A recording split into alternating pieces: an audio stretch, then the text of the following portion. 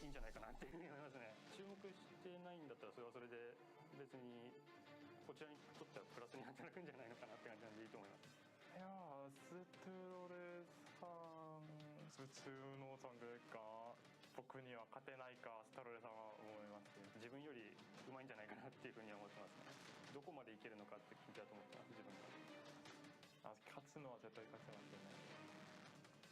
完璧な勝利に見せるのが僕たちには欲しいですよね。正直そんな楽に勝てる相手だとは思ってないんで、そんな 0-2-0 で勝つなんては思ってないです。いい勝負して勝てたらいいなとは思ってます。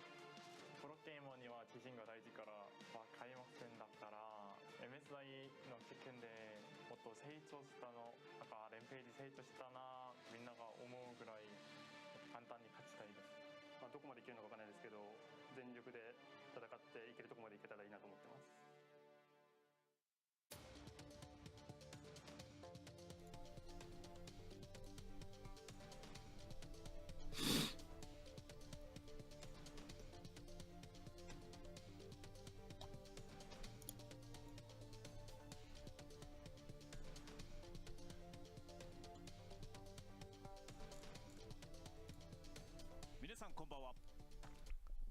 Alright, well, looks like that's our cue. Welcome everyone to the first week of LJL here. This is Josh with Joshi Howard, joined by Zane Zenzen Nelson. We're coming at you live from Seattle, Washington. It's currently 4 a.m. How are you doing this morning, Zane? I am doing fantastic, Josh. I am super excited to see great League of Legends on the new 7.10 patch. It's going to be great. It's going to be great, but if you're looking for the best League of Legends, you probably want to be watching Korea. I'm pretty sure they're on right now at the same time. But we're going to get the Japanese League of Legends anyway. It's going to be a lot of fun. We saw these guys a little bit at the mid-season invitational. We got the winners of last spring split coming in, Rampage, looking to continue their dominance throughout the rest of the region right now. But at the same time, we've got these new guys coming out, Burning Core. They were the former roster of Detonation Rising, Detonation Focus Me's sister team, and they're back. They're the FlyQuest of Japan, and they bring such a unique style of play to the region. Yeah, I'm really looking forward to see how these, maybe not rookies, but certainly rookies to our casting, to see how they perform on the Japanese stage, to be sure.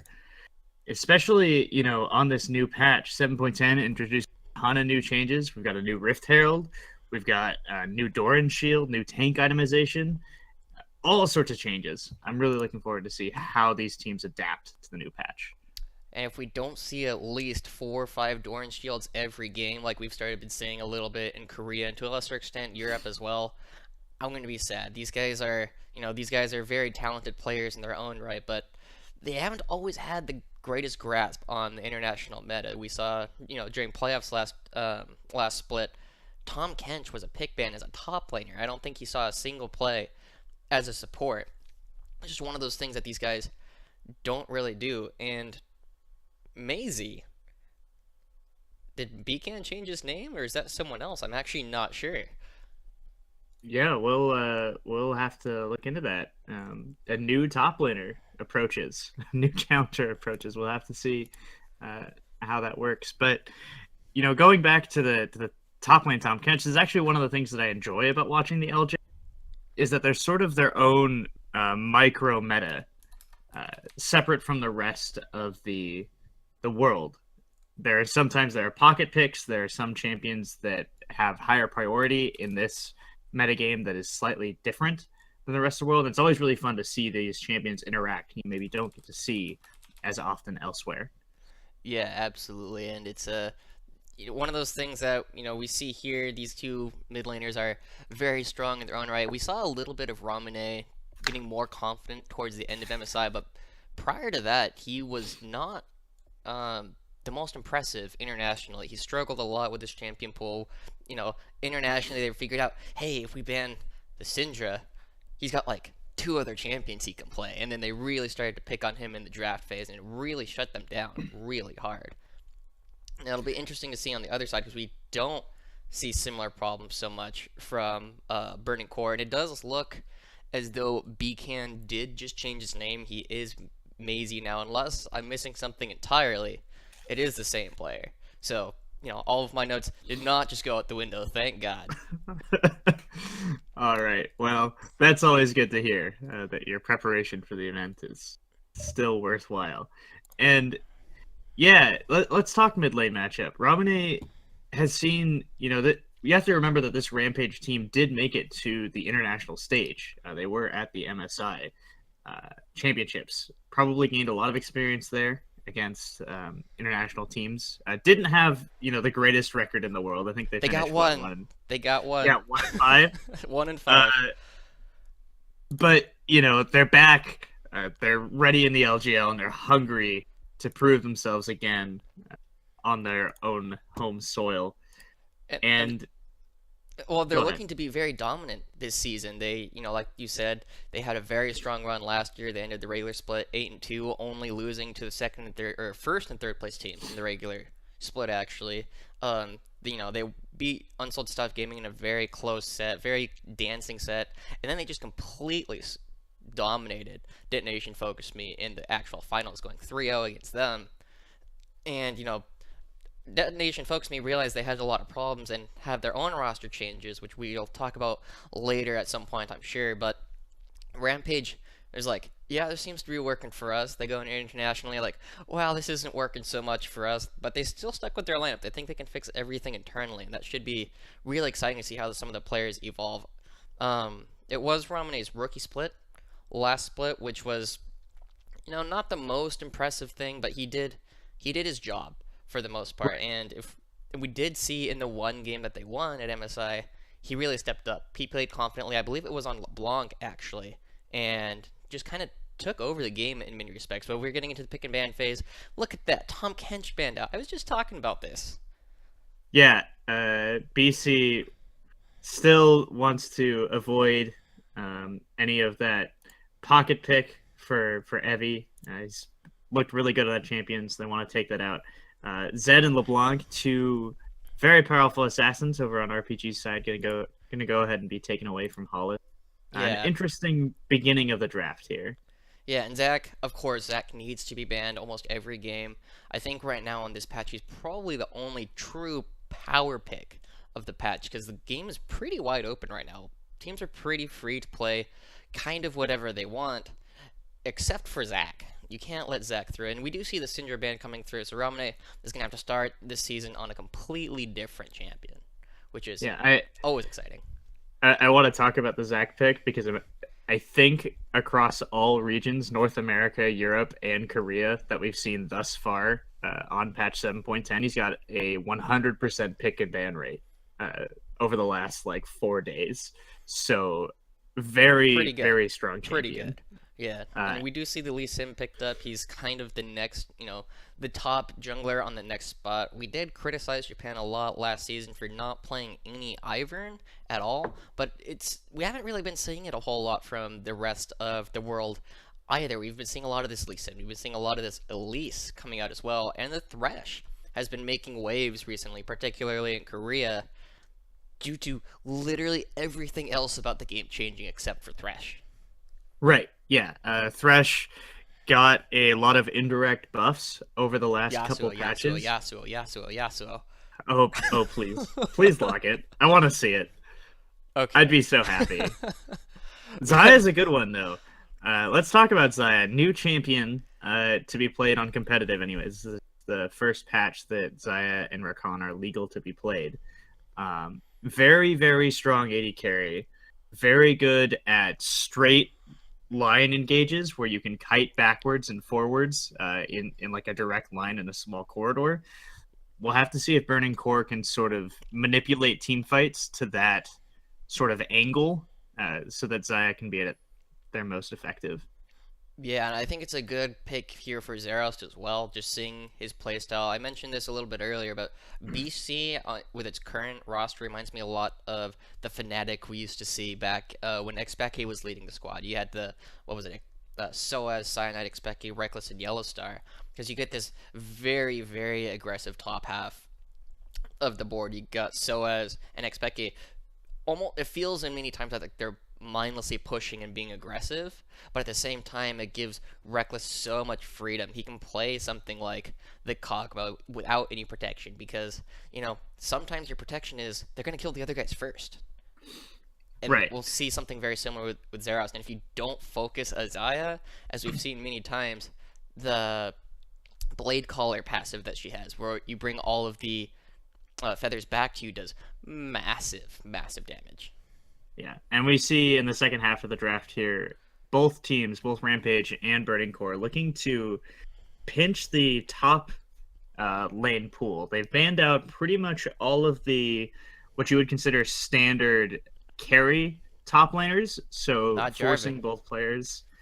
True, Jarvan is still available. We might see a Jarvan here. That'd be cool to see. But in any case, likely to have tank compositions coming out of the top lane. We'll have to see what Evie decides to pick up here. Dara decides to pick up for Evie, I should say. Yeah, and I wouldn't be surprised to see something like a Galio or the Shen come out, something which offers a little bit more protection. They are a little bit lacking in engage, though, except that Gragas. That's a good pickup. I do like that. It does give them a very good opportunity to have, Lee Sin can be a secondary engage now, whereas before you were just kind of stuck with Kick being your only real option. But leaving that Gragas up does leave, the Galio available for Burning Core. And Maisie, I'm going to call him Beacon a couple times this cast, I'm sure. Having that Galio is going to be a very strong pick. He's going to have tons of wave clear and able to really adjust his lane as he feels like it. Overall, I really like both these compositions. The Karma in the mid lane for Ramune is a really interesting choice. He didn't really play that style of support mids last season, and it'll be Right. I'm curious to see exactly how he brings it out, but Varus is a great champion on Utori. Dara's had great success on Zyra. Tussel's Lee Sin we saw plenty of during the playoffs and international competition. The only real question we're seeing here is how will Zaros really fit into the rest of Burning Core on that Xayah when Mei-Z, does not have necessarily the carry style top laner that he's really made so many waves with. Right. I'm definitely looking forward to seeing how this Xayah plays out, especially, have players had enough practice. We've got, Rampage has been back in the country for, 2 weeks or so? Something like so that. they It's not been a should long be time. pretty well adjusted. We'll have to see if that's true or not. Sticking to sort of their regular style of champions, all of these seem to be pretty comfortable picks, except maybe the Karma, as you mentioned. Meanwhile, on Burning Core's side, haven't seen a whole lot of this team, so I'm not entirely sure how well they're going to be able to put their picks together. Hollis, though, on Orianna, always a solid pickup. A champion seems to be good every patch, all the time, and competitive. Yeah, she and Lee Sin are two champions that have survived almost every meta at this point. You start to see, especially as you start to see all the power picks of things like, Zed or Fizz or Talon, depending on what patch and what year you're talking about. Orianna's been a staple there because she's just so safe against some of these guys. And we're getting in one more time to the Rift. Always a treat to see how different countries do decide to actually bring out, this opening animation. And I have to say, I'm a really big fan of the one that Japan does. Yeah, it's nice. It's really cool. Doesn't look like there's going to be anything too fancy. Okay, there's only 2 Doran shields in the game. Clearly, this is an error that we must fix. Clearly, I really hope some of them ask for a restart. That's not the kind of thing that is okay right now. No, but seriously, Doran shield is super strong. The only ones we see being on the ADCs is an interesting adaptation we've been seeing recently. It just allows you to really stay in lane for so much longer, partly because you have less kill pressure, but also because your opponent has far less kill pressure as well. So it ends up just bringing the early power levels of the lanes way down in terms of amount of damage, and we'll see a lot of jungle interaction down there, I'm sure, to see what goes on. But I like this ward. Have you been seeing the adaptation in Korea, particularly with Talia, and messing with the Raptor starts? Yeah, it's really obnoxious, actually. And very difficult to counteract. A lot of people want to start Raptors because it's the most difficult camp to do solo. So if you can get that out of the way really quick with an early leash, that can be really helpful. But mid laners starting to adapt to that now can find ways to slow down the enemy jungler's clear with almost no repercussions. Yeah, Not going to be the case in this game. Both teams just going to happily trade off their Raptors. Yeah, and I think that's something that Karma would have actually been very good at, just going over, throwing over the empowered Q, picking up a single Raptor and slowing down Asterore's clear a significant amount. But nope, neither of them going to do it. Dara and Yutori head down to the bot lane early just to get a lot of those plants down.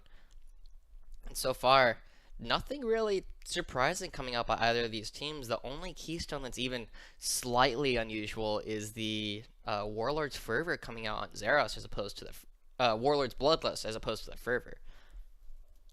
Yeah, I guess he just wants to survive in the poke lane, wants to avoid as much.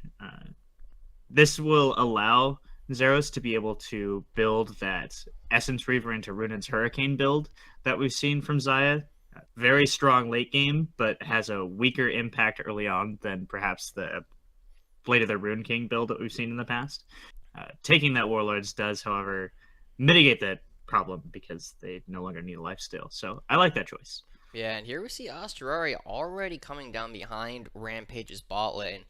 They're not going to see this quite yet. He does pick up the Krugs, and if he does choose to go for a gank, it could be very devastating. As we said, the bot lanes are not as strong right now due to the Doran shield starts. Oh, here we come. Nah, just going to finish off those Krugs and peace out. And right now, we're actually seeing something really interesting. Evie is one of those top laners that I've had sometimes struggling with his calling one of the greatest top laners in Japan simply because of his lack of ability to play carry champions, but he's really bullying out Mei Z right now and picking up a fairly substantial CS lead for such an early part of the game. Right, and you can see, in the top right corner, Mei Z is having to expend a lot of mana in order to CS under his turret, which is not something that you want to see. An early back can force a teleport, which would allow Rampage to take even further control over the map. Yeah, and Tussle is up here. They are potentially ready for a dive. Evie's trying to build up a larger wave so they can actually do it. And Mei Z is not in a great position. Like you said, the mana is slowly starting to run out.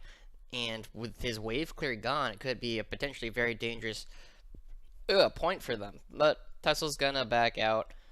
Asteroris is the exact same thing. Starting to head top lane to support his top laner. Because having a Galio from behind is just not good. He's got such a strong early game. Right. And we've seen this Galio been played to great success in other regions. I believe this is the first time that I've seen it being played over in Japan. I'm excited to see how it plays out for these players, especially given that we haven't really seen it, We haven't seen it. I think the only time Japan has played it was at MSI. I think Evie had a single game on it, and it was okay. It did alright, but that's generally how you describe the Japan at MSI this year, regardless. But it hasn't been legal. This is the first patch where they can really just bring it out in the regular season, and Mei Z's not finding the success a lot of other regions have had with that champion so far, and we see he's already got a significant CS lead for so early in the game, but the junglers are about to find each other. Tussle does find Asterori, gets so much damage, procs the Thunderlord, and here comes Ramune, forces a flash out of Asterori, but Ramune is going to flash forward, getting a lot of damage down. He does get the root. Paulus is out of mana. Tussle mistimes the Q and just barely misses out on the potential first blood. Wow. Really well laid trap from Rampage. You saw Tussle immediately after his back. He picked up that Tracker's Knife, ran into the enemy jungle, and immediately those super deep wards down. Very smart control of the jungle from him. Unfortunately, not able to convert it to a kill this time, but will burn Asterori's flash. Here comes Karma's teleport, already going back in. They know he has no flash, gets the root down. He's going to go right up into the air, and there's Gromp. This could be really big. Misses the resonating strike, but it doesn't matter. Ramune finds him. Dara over the wall, getting the grasping roots down, and that is going to be first blood going over to Rampage. What a really creative use of teleport. Such a huge tempo swing, right? Not only was Romane able to back at a good time, he was also able to purchase an item and immediately use that teleport to get a kill.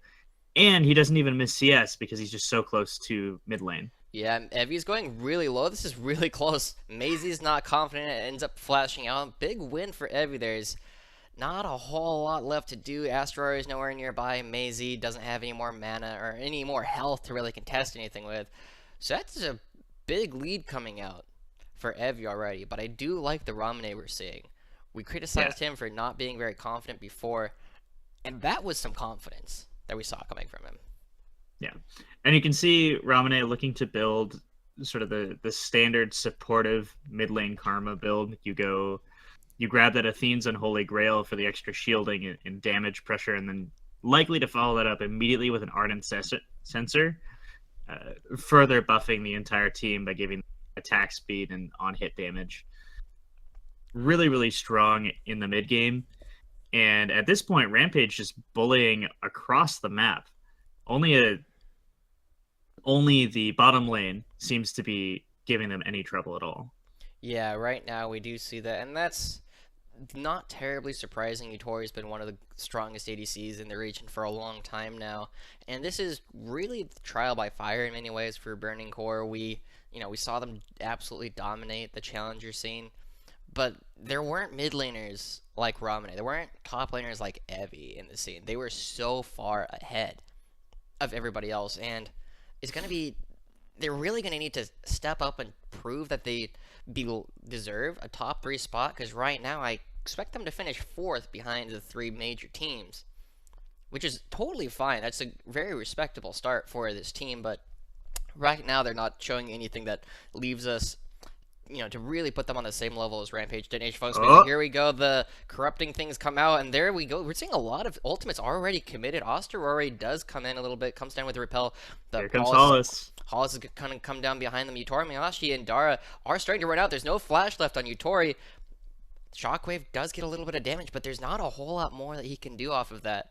They do have the tempo on Dragon right now, and they might choose to opt for that.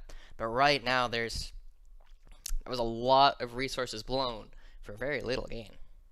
Yeah, we saw BC, they had the right idea, making the quick play while Tussle was off the map, not in there, able to respond. Legato had that great flash lantern in order to bring Asteroid immediately in. Unfortunately, though, the execution wasn't really the best. Legato missed his hook, Asteroid missed his cocoon, unable to convert that into any kills whatsoever. RPG now able to maybe stabilize, recover some vision on the dragon area, and go back to the lanes. Pretty happy with that. Yeah, we do see a lead coming out for them right now. About 1,500 gold coming out, and they're really going to start to build up an advantage if these plays continue to fail on Burning Core's side. They do now have the members and the gold lead in the bottom half of the map, so they can start to pressure towards that dragon. And early game Oceans are so impactful due to the extra regeneration that they do provide for all of your laners. And right now we are seeing Evie starting to get bullied around a lot by Maisie as he starts to get more points into that queue, more damage coming out, and by opting for the non-magic mantle as opposed to the boots, he just wins out these trades just little by little by little. Yes, Detonation Rising did become Burning Core. It is all the same members except for Zeros. They did choose to pick up Zeros as opposed to their Challenger Series ADC Akashi. And honestly, it's going to be a huge upgrade for the entire team. But Tussle starting the dragon here. I like it. Yeah, I like this sneak. It's really interesting, too, because despite Burning Core having decent-ish wards on the area, they don't actually have vision of the pit. A smart play from Tussle, able to pick up on sort of the slow pace of this game and sneak an early dragon. Yeah, and he still has a CS advantage as well, going up against Osterauer. He's got a lot of extra damage he's going to be bringing out to the rest of the team, and it looks like Osterauer is opting for the Runic Echoes. Very unsurprising pickup on Elise. But we've seen a lot of differences in opinion over Elise players. Some preferring a Cinder Hulk in the competitive play and just going for the more defensive tank, Cocoon Bot style of play.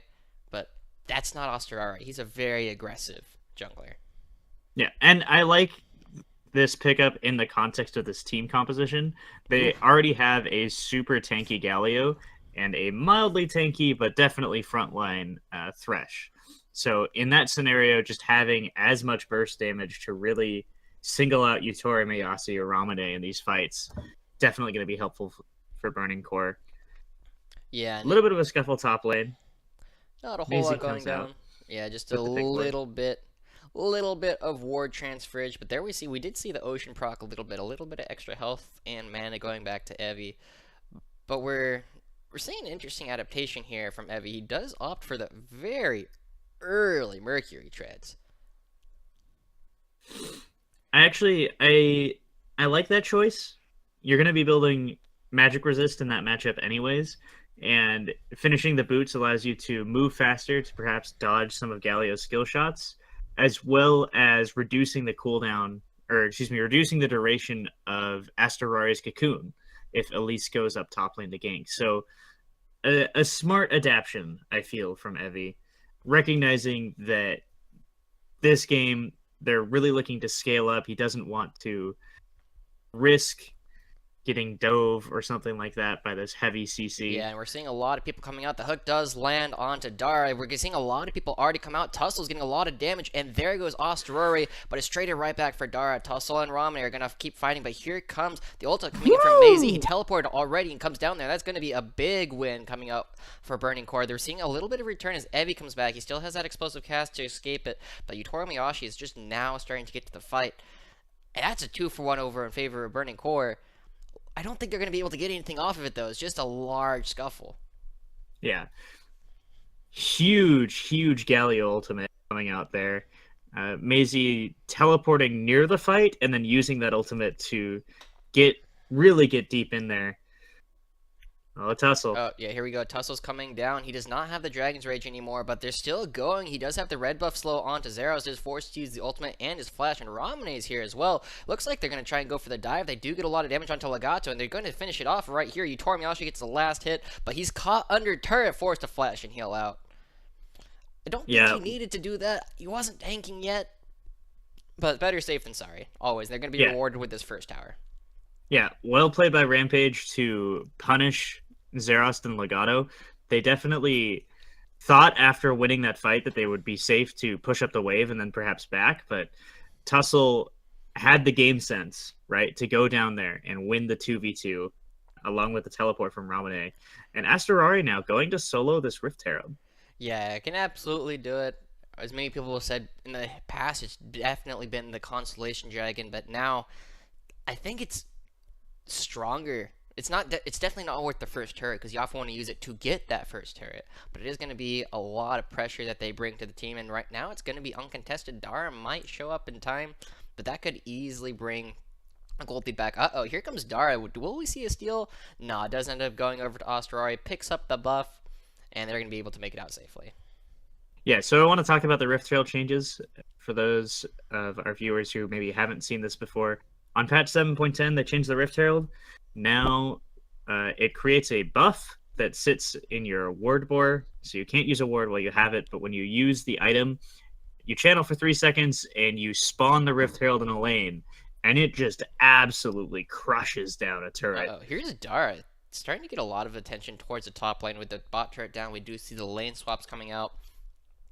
And Gragas in the bot lane, but not a whole lot they could do to see Legato nearby. They know that Osterari has to be somewhere nearby, because that's just what happens right here. But here comes Ramune going in, the shockwave forcing him away. He does have the root down, misses the burning flame, and that might be it. But he's like, nah, we're still going. Tussle comes in, misses the resonating strike. There comes Dara flashing in. Oh no, but the Dragon's Rage is enough to kill him, and that should be it. Oh! Explosive cast, long range snipes. Japanese sniper, anyone? Hollis did everything that he could. He played so well around that middle lane. He dodged out so many skill shots. I saw the Lee Sin Q miss, Ramane's Q miss. Dara but flashed Dara, forward. It's that was one messy as hell dive, but they ended up they got what they came for, and now they're starting to push down this turret as well. And look at the amount of damage Karma does early in the game, even without a whole lot of AP. She's got the Sorcerer's Shoes and the Athene's and Holy Grail, and she's still chunking out Zeros by half every time he hits a Q. yeah, this is really the power of this mid lane Karma pick. You have crazy wave control, even just starting from level 1 with the Mantra Q ability, just absolutely murders waves. And you transition that into a very strong mid lane, shielding and supporting your teammates. This is kind of cute. Dara helping Tussle out with the Earth Dragon, using her plants to tank it up.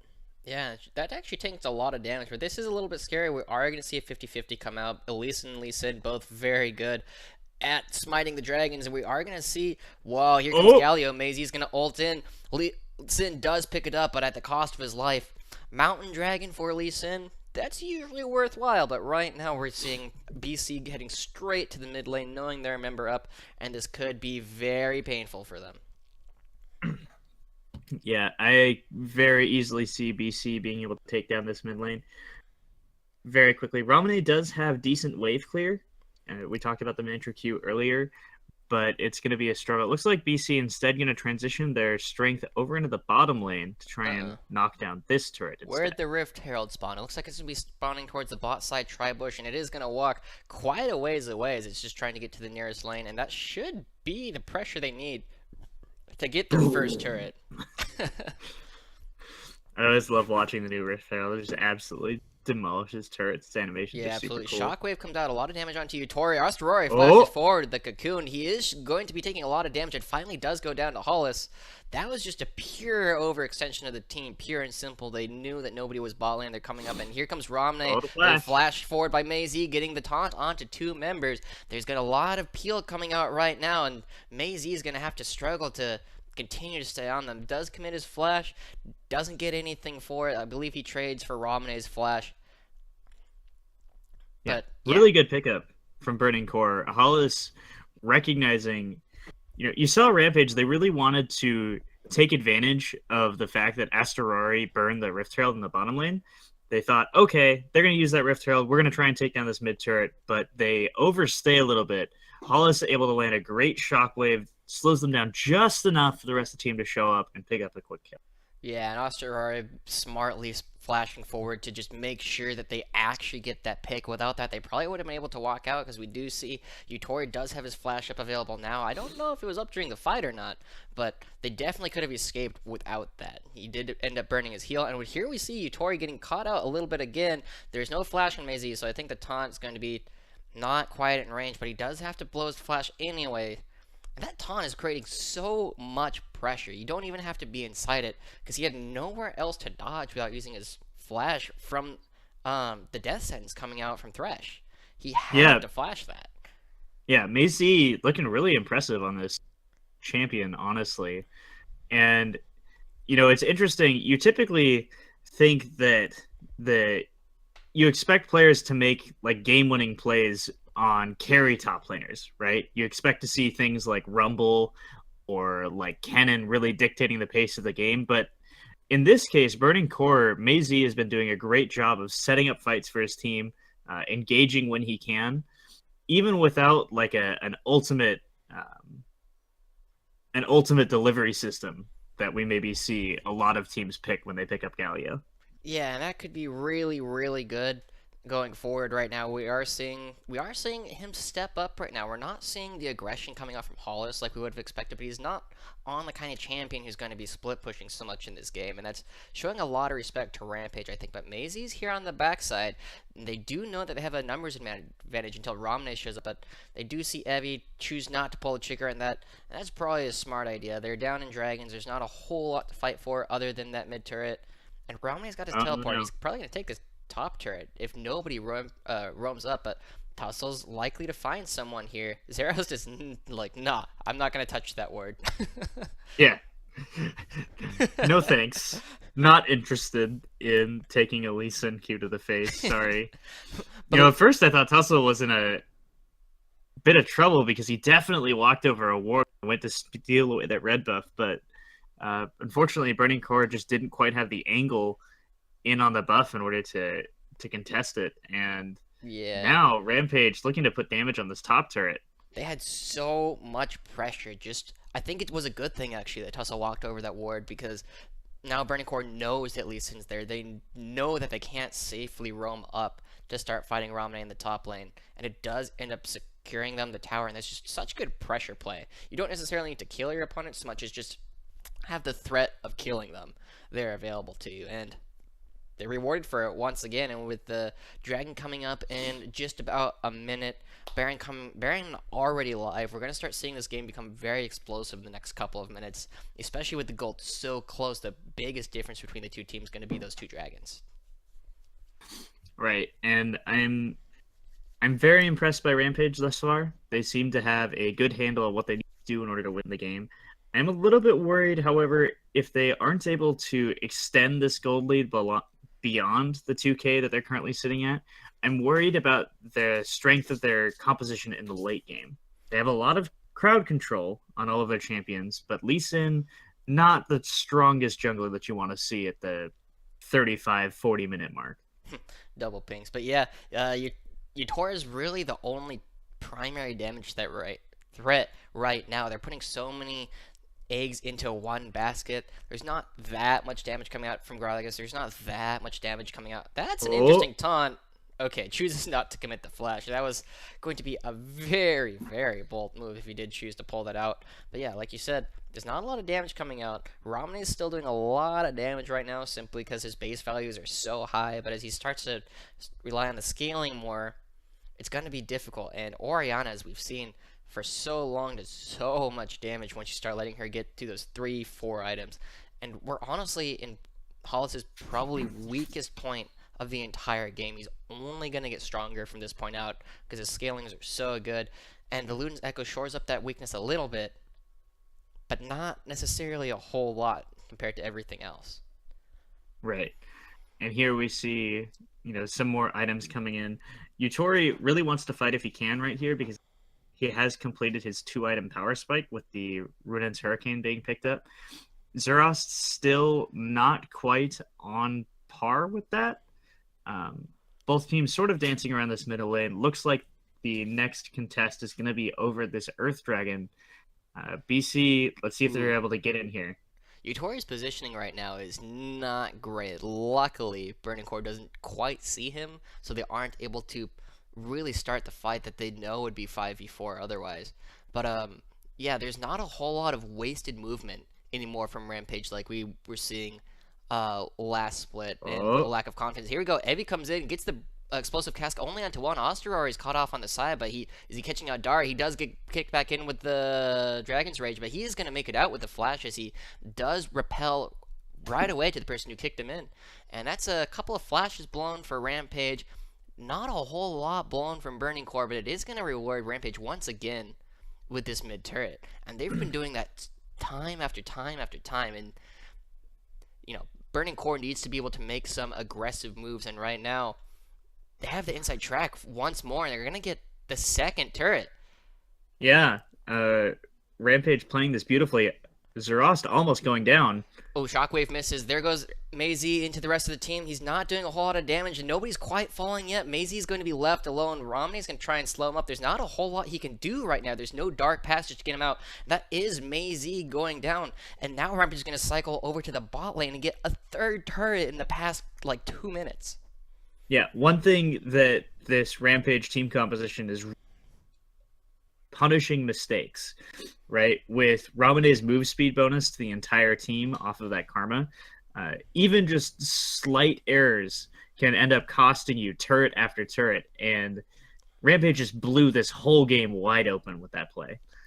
Yeah, there's only 1 kill extra on the board, but they have a 5,000 gold lead, extended it by 3,000 from what they had before. We're starting to see more power spikes coming in.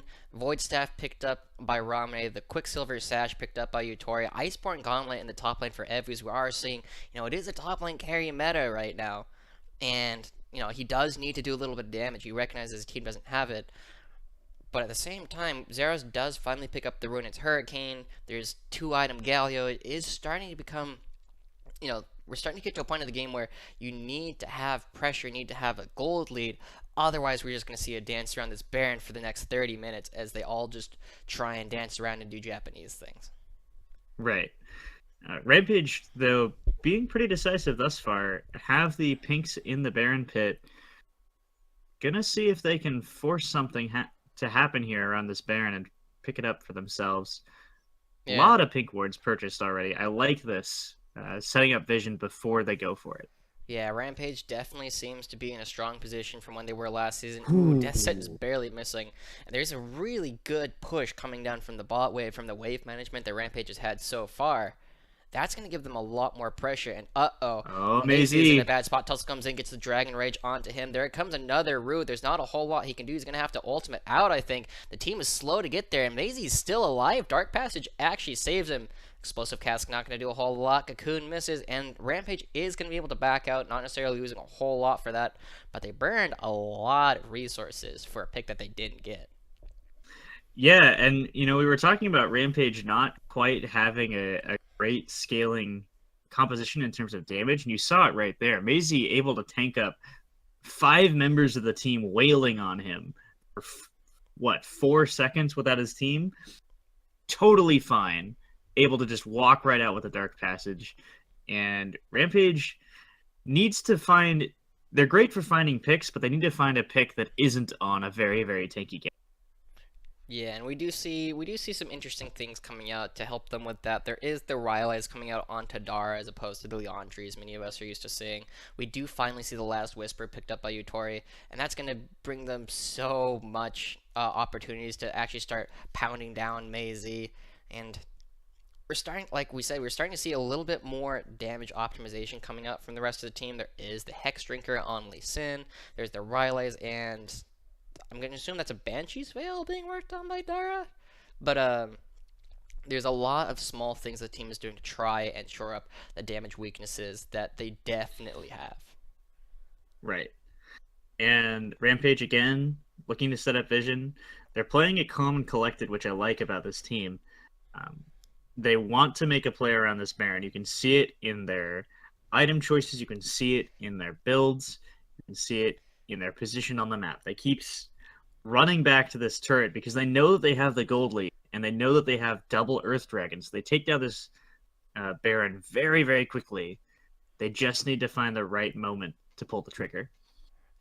And then they're looking for it all over the place. And right now with Maisie on the opposite side of the map, that's not necessarily the best time for them to do it. He does have the the global and the pseudo global in his ultimate, and they just need to find a pick right now. And I don't know if they have the better team fighting composition. Tussle's getting caught out a little bit.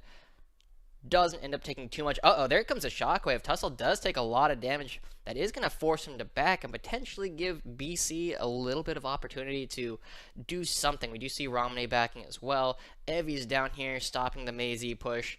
It's gonna be a long one right now, as we often see in the rest of the world. People are gonna be dancing around this Baron a lot, and the vision game is gonna tell us a lot about the game.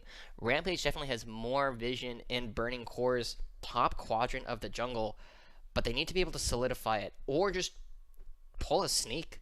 Honestly, they have a lot of ways to get over the wall. Right. They do kill the blast cone there, and it'll be coming up again later for them to do something, but they can do it pretty fast. Varus does it fast. Lee Sin just does lots of damage to everything, and Ramne helping him out is going to do a lot. And with this Cloud Dragon coming up, they're probably going to pick that up. I don't see a reason for them not to. They got plenty of strength in their team, and that's just another thing to deny from Burning Core. Right. Right now, Tussle continuing to return to this Baron pit to clear out the vision.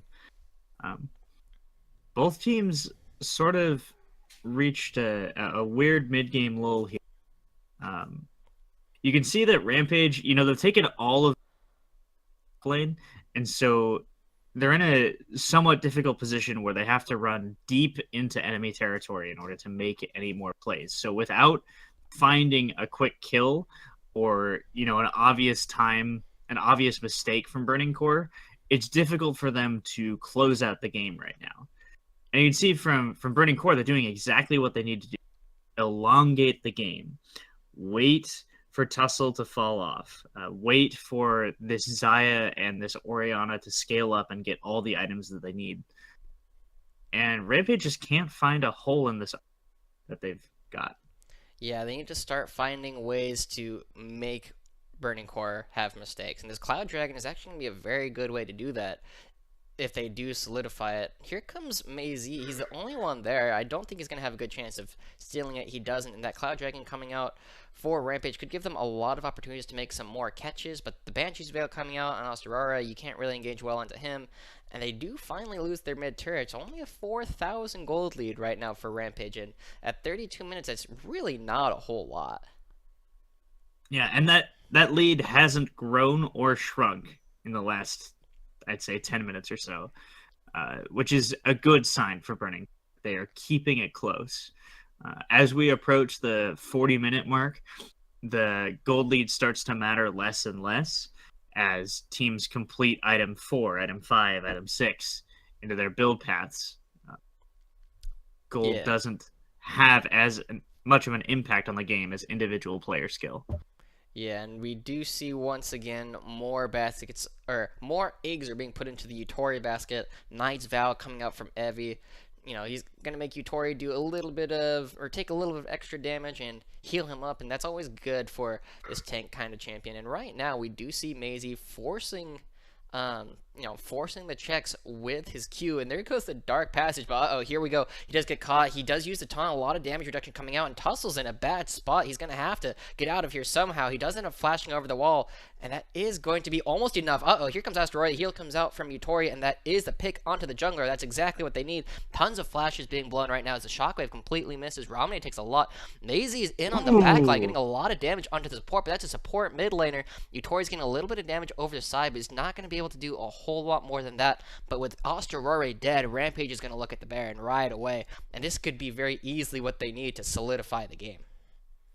Yeah, we're seeing the strength of that Ocean Drake, even though having been brought very, very low, able to come back right away. And oh, but here comes the TP. Yeah, Mei-Z is coming right back in. They do finally pick up the Baron, but here comes the rest of the team. Hollis flashes in, not able to solidify the kill onto Ramune. He's still ticking around. Evie's in a bad spot. He might go down. Tussle jumps over the wall. This is a very split fight. Yutori's in a good spot, but Evie does get hooked. Whoa, he's still alive. Tussle and Evie just like moving around so quickly. Mei-Z still at high health though, and here's the team speed coming out from Ramune. That should get them out. Maybe not Evie. The empowered recall is not going to be enough, but if all you have to trade is your top laner for Baron, I'll do it every time. He's taking up so much time leading Burning Core on a merry chase. Yeah, really well played by Evie there. There were so many times where I thought that he was going to die, and then he just didn't. Right? For the longest time, he just held the attention of Burning Core. Even just one or two members. That was all it took for Rampage to be able to secure the Baron and back in time so that they didn't lose more than just the top turret. Let's watch that again. Yeah, here we come. We do see Mei-Z coming in. I'll let you take this over in a minute, but it's just we do see the Baron go over, and that should be all that they really need. Yeah, and Evie stuck on the side, not able to find any kills or anything like that, but you see, gets hooked there. However, is able to just run out. Zerost flashes forward, but he doesn't have vision of that bush, so he's not able to land any additional auto attacks. And Evie eventually does fall down, but a great Baron secure for Rampage. Yeah, that just came out what looked like a catch onto Tussle, actually. A pause is coming out. I'm not sure what that's about. I'm sure the Japanese casters will learn more than we will. Fortunately, neither of us speak good enough Japanese to really understand exactly what they'll be talking about. But let's take a look at the rest of the game right now. Tussle was caught out. He's fairly squishy with his build, with the Hex Drinker and the Warrior Enchant. And look at that. It's starting to get bright out outside. Man, it's early. But so Tussle got caught out. Asteroid goes very aggressive. We mentioned this earlier. That's the Expeke, Soaz, and Cyanide. They're going to do things that are a little bit risky if they can get a lead off of it. And if either team had killed the jungler there, which Asteroid was more than happy to trade his life for Tussle's to prevent the potential steal, it ends up not working out. And they do trade, a single kill A single kill was all that Rampage needed in order to secure that objective, and this is probably what we need to see them break the base. Right. Yeah, absolutely. I agree with you. I also think this is a scenario Burning Core appears to be playing as though they're further behind than they are. Yeah. It feels like they are giving up objectives that they don't need to because they look at the score line and they say, "Oh, we're down in kills, we're down in towers, we're down in gold. We don't have the strength that we need in order to really push back against Rampage." And I think that this is something that they could definitely improve going further into this game. Just having the confidence to pull the trigger a little bit quicker. They were so close to being able to fight for that Baron, but they just didn't quite have the angle on it, and Evie stalled them for so long. Yeah, and it's not Unfortunate really for them. it's not the playstyle that we expected to see from Burning Core coming in to the entire split. They looked much more aggressive, much more decisive than that. But, you know, as we always talk about, it's so much easier to shot call when you're ahead. And Burning Core isn't ahead right now. I'd expect to see someone like Osterore or Hollis likely calling most of the shots. And if your shot caller's ahead, it's super easy. You just do whatever you want. Hollis is not ahead. He's not on a champion we would necessarily expect to see him on. He's on a much more defensive, supportive champion. And he's not able to make necessarily the same kind of plays. He's got that shockwave available to him, but, you know, you need to kill Yutori. If you don't kill Yutori with that shockwave, there's not a whole lot of follow-up you necessarily have. And it brings an interesting thing up where you start needing Zeros to make plays, which is not necessarily the kind of player that he is. He'll only flash forward if he is incredibly confident in the flash. Otherwise, he'll slowly, you know, he'll whittle you down. He's like the Reckless. He's going to be on the outside, doing as much damage in team fights by not dying. Right. And the thing is, Burning Core 2 have drafted this composition that has the ability to make plays, right? They have this aggressive CC jungler with Elise, that a single well-timed cocoon can win the game, right? They have an Orianna that a single shockwave can win the game. Thresh with his hook and his flay able to single out a single member and just really delete them from the game. These champions are very, very strong when you can find those moments. And unfortunately, not quite able to find it just yet. And I think they're giving too much respect over to Rampage right now. You know, they're the new guys on the block. They're playing against, you know, the strongest team on the field in theory, and they seem a little bit too scared. The Orianna pick was not something you necessarily, again, it's not something you necessarily expect out of Hollis. He has a large champion pool that can play pretty much whatever he wants. We saw some very good Zed play coming out of him during the last split and against Scars in the promotion tournament, actually. But it's not something that we're seeing. He's, you know, we're getting back into game, but it's a little disappointing to watch, honestly. And, you know, he does have a CS lead up on Ramune. Same thing for Maisie over Evie, and that's something, you know, you might expect, seeing as how strong individually these players are.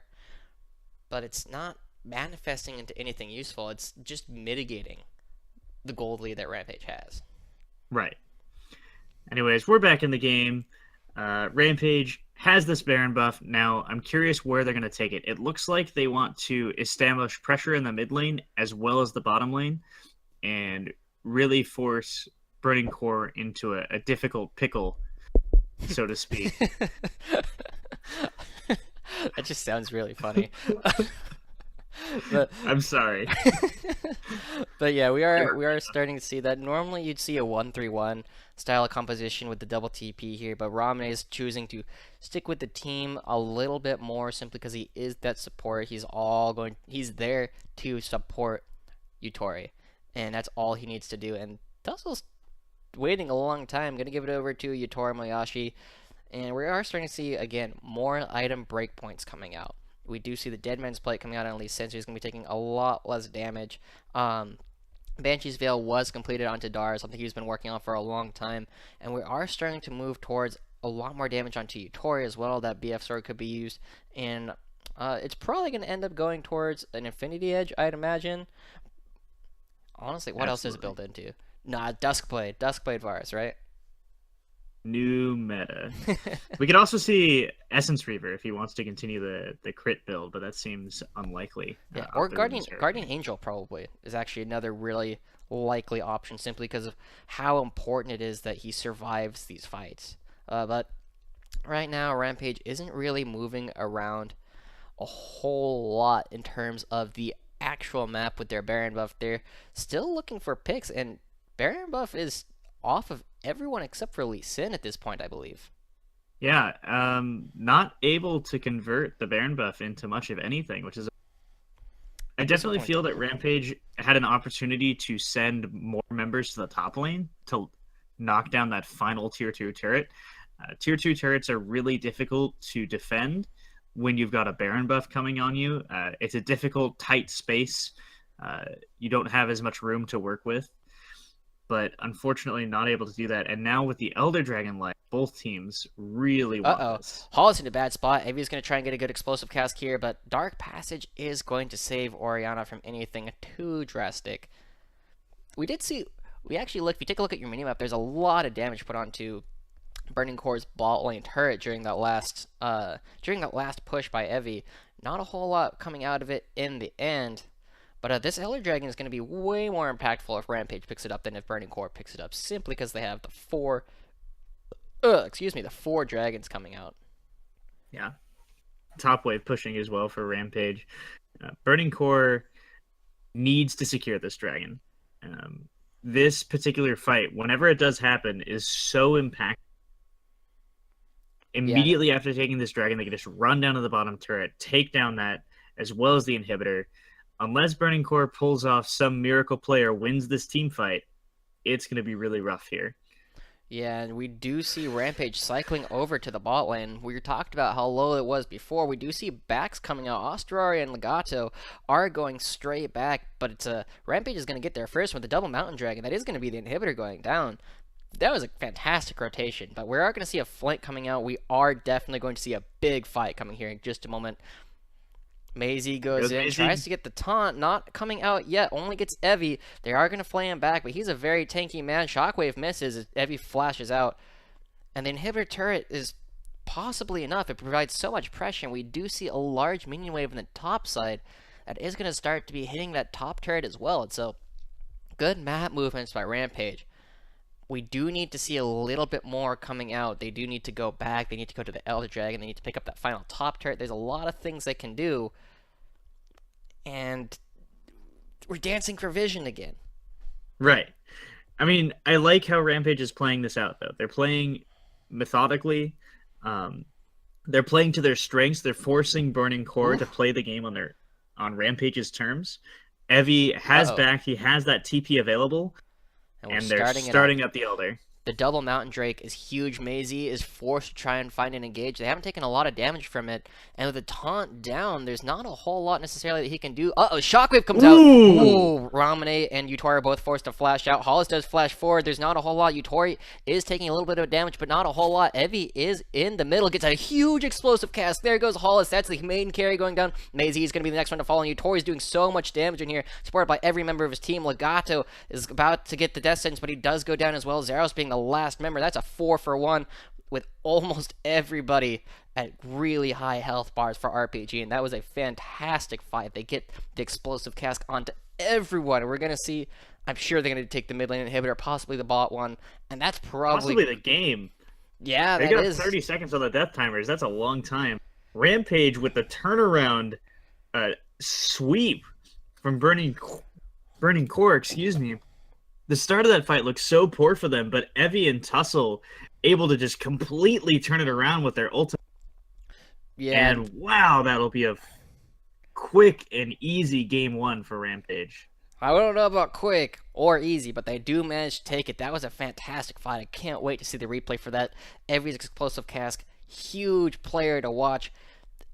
And this is the kind of thing why almost everybody else is giving him, one of the MVPs of the split kind of thing, because he just makes those incredibly solid moves with all of his champions. And we got to talk a little bit about Hollis there in that fight. We'll see it again. Right. He flashes forward, gets the shockwave, flashes over the wall, catches Ramune, almost bursts him out, but not quite. Yutori doesn't get caught in it. That's the kind of Hollis play you expect to see.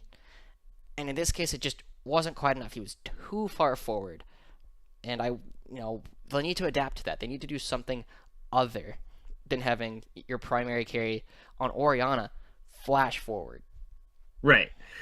I could definitely see a game where Mei Z plays a more, I don't want to say binary, perhaps, top laner, something that with like more clear go in, CC the enemy team and lock them up so that your carries can do the work that they need to do. Because the Galio was really strong in the early game, but as we approached the mid to late game, Rampage just did a really good job of kiting around it. And it never felt like he was able to land his CC on the targets that he needed to land it on, which forced Hollis into these weird positions where, he needs to take out Yutori and he needs to take out Ramanade. How else are you going to do that besides putting yourself in really awkward positions? Yeah, and we do see a short break coming out. It is 5 in the morning over here in Seattle, so we're going to take a short break. Let us, get our thoughts back together, and we'll be back as soon as the rest of the LJL is.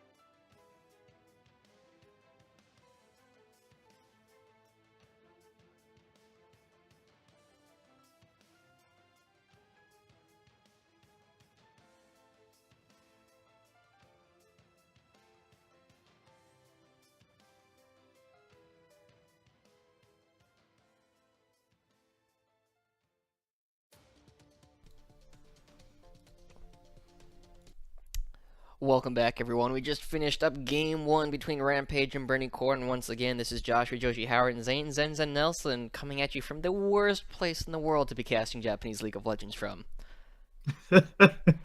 Yeah, here live in Japan, not Japan, Seattle. You know, it's been a it's been a long time.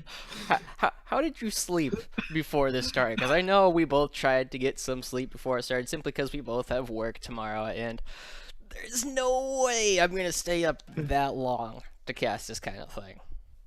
Yeah, I slept okay. I tried to sleep at about I think I went to bed at like 9:30 PST, and I got up at 2:30. You got more than I did.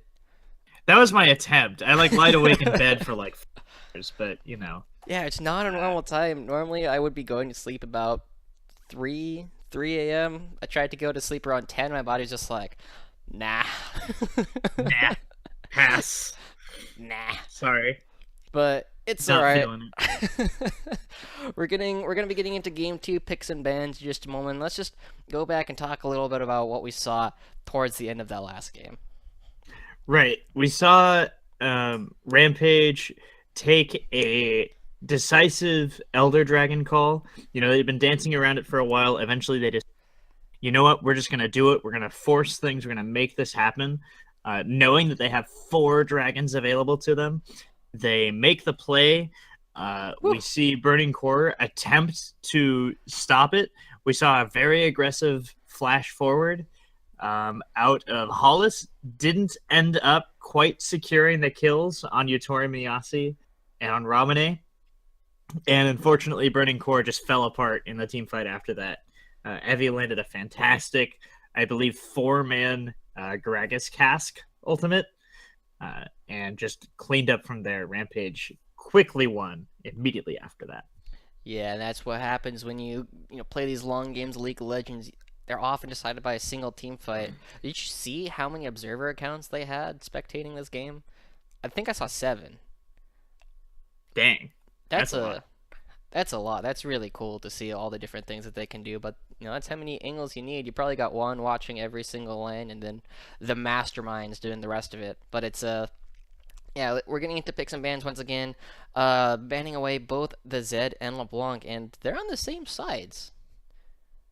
That's interesting. So Burning Core must have had the option and chose to stick to the same side after playing game 1. And also, thus far, no ban adaptions from either team. Happy to take the same bans. I wonder if Rampage is just going to take the same team composition. Are they going to pick up Lee Sin and Thresh? Like opting for the Thresh right away, that does leave the Lee Sin available for Burning Core, something Ostrare, and any jungler worth the salt at this level of play needs to be able to be very comfortable on. But Braum, yeah, interesting. I like this adaptation. If Burning Core locks it in, Braum is great into Thresh. He's got the huge damage reduction on the shield.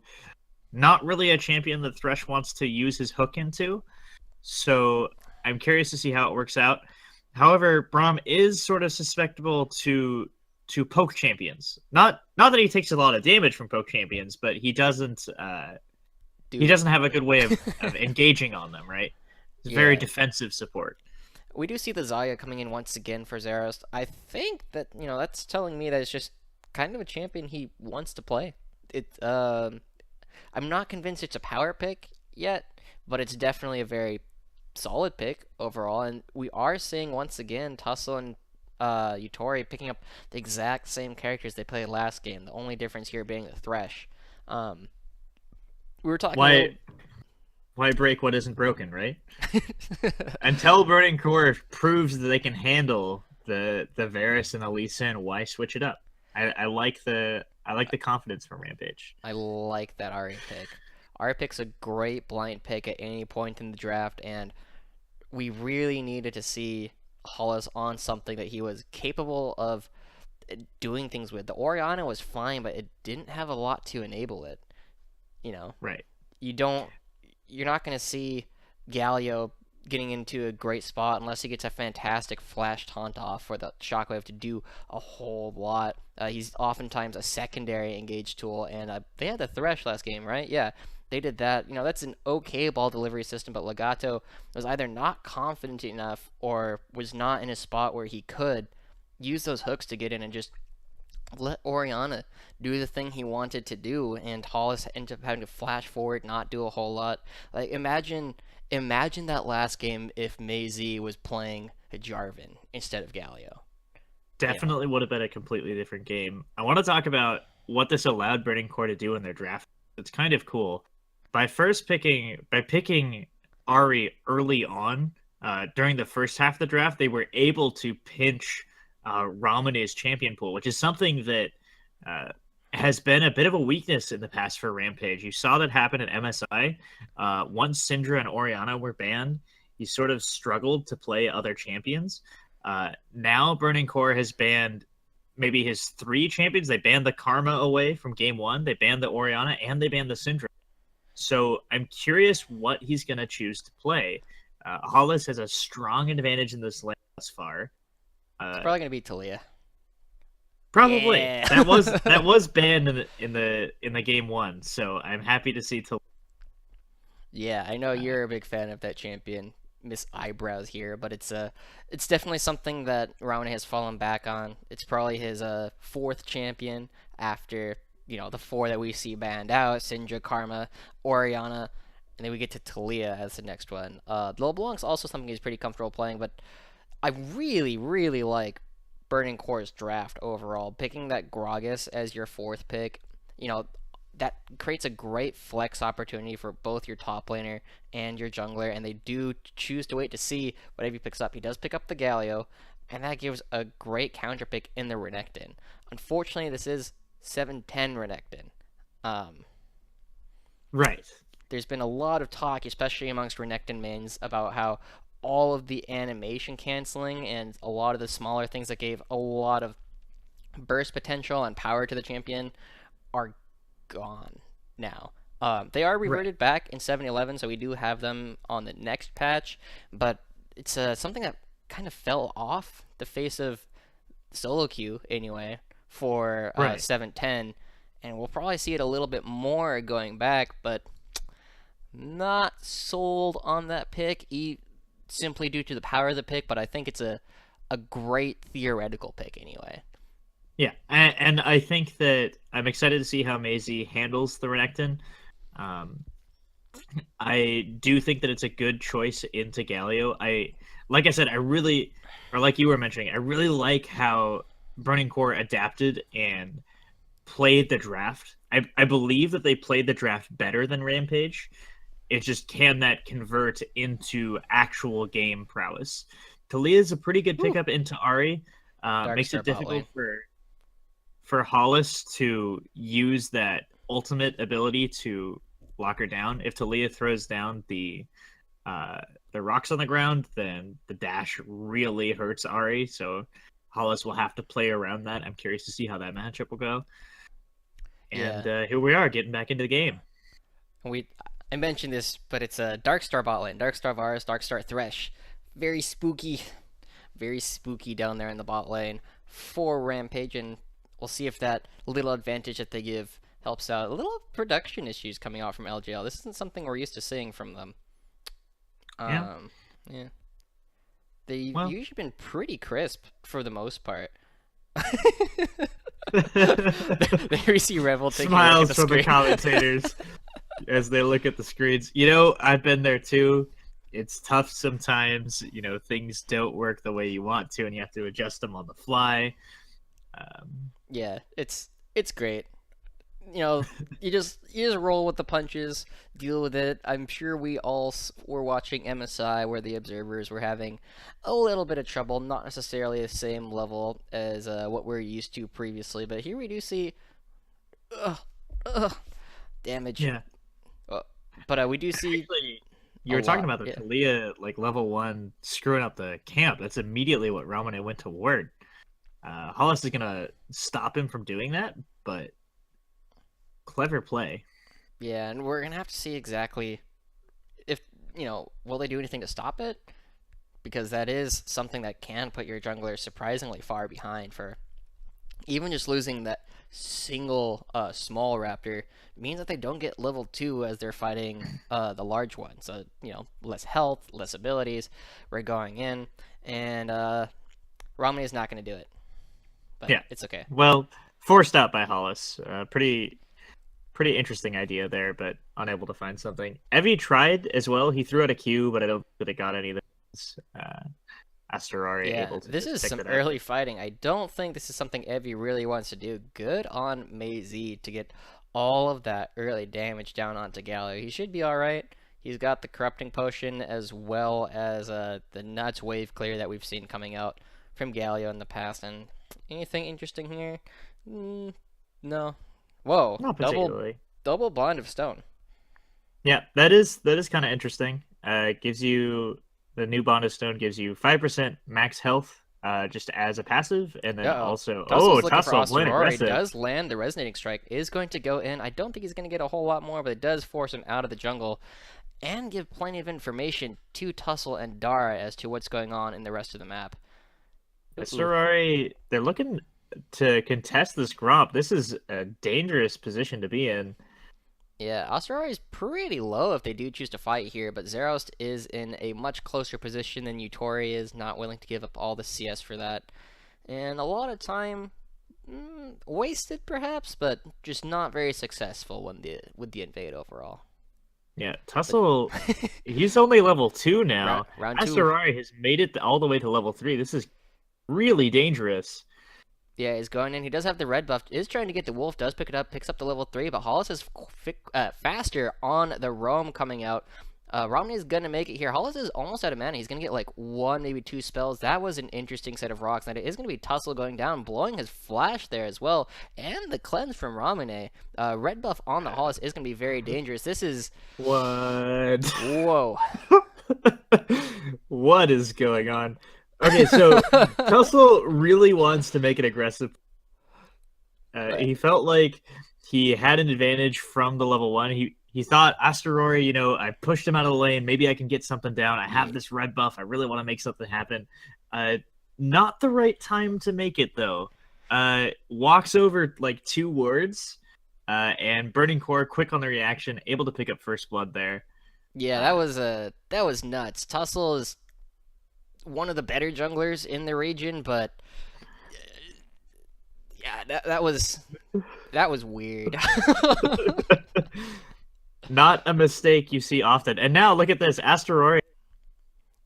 Careful about his own blue buff. Yeah, that's scary. We do see a decent advantage coming out of the bot lane simply because what was it? Zeros and Legato roamed up a little bit to help out, but they didn't get any assist for themselves. Nothing was blown on the side of Rampage, and now they're running around doing what they can to try and stay even, but giving a gold lead to Utori is something you never want to do, and that's good play, good damage onto Zeros. Yep. Had the minions not quite been in the spot that they were, Dara could have followed it up with a Thresh Hook that would have probably forced summoners out of Zeros. Yeah. Sort of unfortunate minion pathing there. Here comes Tussle. Just happy to put down some wards. Rampage really likes that pink ward in that bush. They've done it both games at about the same time in the early game. And this red buff on Hollis is pretty good. Pretty good, absolutely. And Tussle is spending so much time in Burning Core's jungle. Finds the I don't drop think they again. got spotted out. I don't think so either. I think he's going to be able to get this one. But it's just like, wow. Calm down, dude. You don't have your flash anymore. Yeah. Looks like Romney's going to get pressed on very quickly, and that is going to be a very quick kill for Hollis. And this is the Hollis we wanted to see. That Ari play was clean. There's no cleanse on Ramune. That was great. Oh, hook lands. Yeah, heal comes out of Zeros very quickly, as well as the exhaust, and that's a 3-for-1 summoner trade. Tussle is here. He's level 5, but if he does land this, there's no flash. Does get the return kill. And that's the kind of play we're expecting to see from Tussle. He does spend a lot of time, being very aggressive. And here's Gragas. This is a I'm weird helping. game. I want these minions. These ones are mine. Sorry, Zerost. I need them for reasons. But for real, that's probably a good move overall. It does, reduce the turret pressure that Yutori and Dara are having pretty significantly. It is a growing CS lead for Yutori, but they're not going to lose too much of their turret like they might have otherwise. Yeah, and it allows Zeros to. It looks like he's considering backing. He's just waiting to see if Yutori continue to push into the turret. Yeah, here comes Ramane. He's on the backside of Mei Z. He does not hit the Q particularly well, but he does have the dash thing going out. Not a whole lot of damage. Not a whole lot left for them to do. Yeah, that was a little interesting. Neither Tussle nor Ramane were level 6 yet. They do get the flash from Mei Z in Yeah, this game is weird. Yeah, a good flash from Mei Z, able to dodge the Ramane ground, the Ramane W, but not quite able to transition that into a kill. Tussle as well, I believe, missed his Q, which is really unfortunate. Yeah. Just not a whole lot of damage this early on from this team. You really need to land your skills. Good hook. Good death sentence coming out from Dart. They're not going to get a whole lot. Very good Unbreakable coming out from Legato, nullifying almost all the damage. A little bit of damage there. Ramane is struggling right now. He's down 16 CS at 8 minutes. Hollis has got 2 kills. He's got his ultimate coming back up. And Tussle's in a bad spot. He's fine. Whew. Man, Tussle is playing so fast and loose this game. I kind of love it. It's always great to see junglers play really aggressive and make moves for their team, but it's stressful. Yeah, stressful, man. It's very stressful. It's I don't know what to call it very much other than we have a mutual friend. Whoop. Good hook, but nothing coming out of it. Legato's out of mana. But it's Austin play. Yeah. We got a friend named Austin. This is what he would do. Super aggressive. It didn't work the first time, didn't work the second time, but the third time, if you just keep ramming your head into it, it eventually has to work, right? Doesn't matter that your opponent's 4-0 now because it didn't work the first 4 times. The 5th time's gonna be exactly what you need, but that's a large CS lead coming out for Yutori at such an early point in the game. 20 CS at 9 minutes. He's gonna back. I wonder if he's gonna go for the Blade of the Rune King. Oh, he's not backing. They didn't back yet. But the Q will reveal them. Recognize that Burning Core is still in a little bit of danger. They'll be able to walk out of it just fine. And there's a good ward there near the Rampage blue buff that is showing that it just came up, and Hollis and Astoria are starting to move around. This charm's gonna be big. Misses it. Does come get the cleanse. Misses the charm as well. Dodged a lot, but it doesn't matter. This is exactly the reverse of what we saw the first time. And by holding on to the charm, Ramane could not use his cleanse to reduce the ignite, and that was really good play from Hollis. And we're gonna see the Hollis we wanted to see the first game. Yeah, I really like the adaptation from Burning Core, playing aggressive in the middle lane. Definitely a good pick up for them. Here comes Evie, though. I don't think this is a good fight for them. They're getting a lot of damage onto Astoria, but not finalizing the kill. Evie is forced to use his ultimate just to try and save Tussle. He does secure his own blue buff. Ooh, it's a scrappy fight, but Ramane's back. He has his ultimate, the Weaver's Wall. If he does choose to use it, this could be really big. They're chasing as if they want to, but not a whole lot. The gold lead is only 500. 3-1. And it's probably almost entirely on Hollis, let's be real. Yeah. He's been making plays. He's been making moves. Definitely great to see him sort of return to form. Evie in a bit of trouble now. Getting unfavorable trades. You can see why Maisie chose to play Renekton, even on the 7.10, with all the weird mechanics changes to Renekton. Yeah. Definitely a very strong lane bully against the Scalio. They saw that Lee Sin was nearby, and they were too scared to finish that red buff. It was very good, cautious play. A lot of respect giving out to Tussle, especially seeing how ridiculously aggressive he's been this game. They don't pick it up, and they were just so low. I do like the movement that they did, but Romney's gonna need some help. He's gonna need a lot of help. Absolutely. Forced into haunting guys first just to have any sort of cheap damage spike that he can find in order to combat the strength of Hollis's Ari.